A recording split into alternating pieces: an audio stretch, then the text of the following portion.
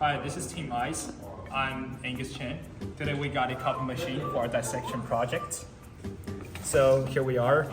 When I take off the cover, you can see this main body with the water tank inside. So this is basically when you pour the water in, these tube will suck the water down with the heating elements, which you can see here. And once the water is heated, the water will be transferred from the tube up back to the top of this tube, and the water will flow into this filter where you hold the coffee powder. And once the coffee is filtered, you will drop down into your mug, your container, whatever you want to drink from. My name is Steven Chen. I'm going to walk you through one of the fundamental flow machines in our object. So in this pipe over here, we have valve at one end, which makes sure that the fluid only flows into the heating element. And then we also have springs inside the pipe as well. What that does is it decreases the diameter of the pipe, and what that does is increases the viscous dissipation. And essentially it just slows down the fluid, making sure that the fluid stays inside the heating element for long enough so that it gets heated up properly. Hi, I'm Kun Chiraput, and I'm going to explain how the water rises up.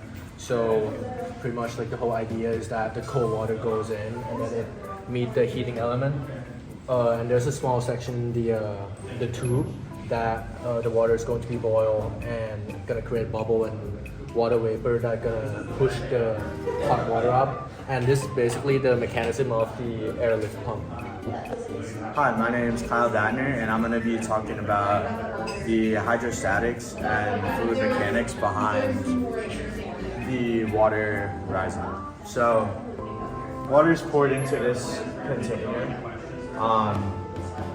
and then we want it to then rise after heating to a height, which is, if the water is at the very bottom of the container, 18 centimeter difference.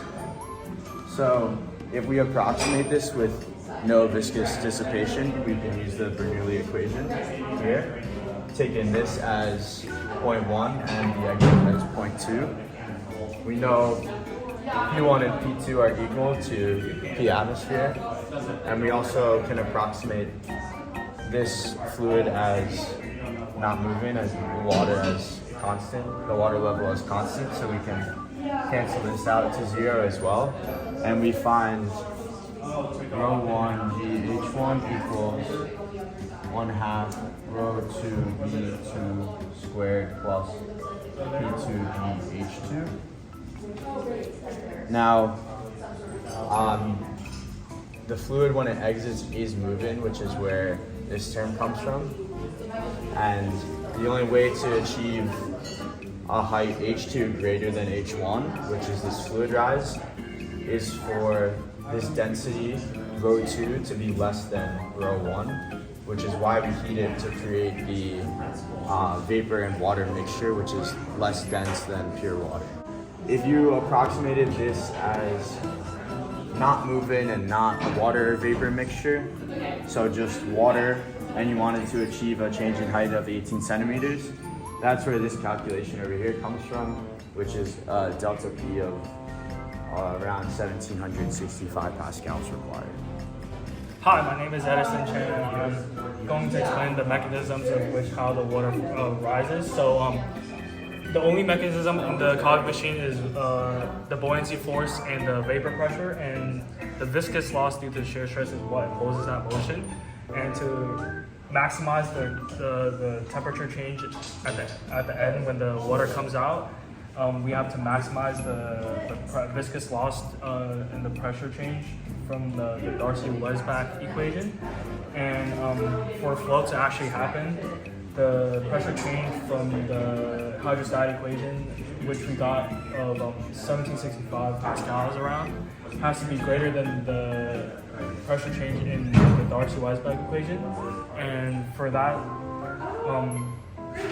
the viscous loss reduces the mass flow, and then when this overall right side decreases, we can maximize the temperature change in the overall coffee machine to make the coffee hot at the end.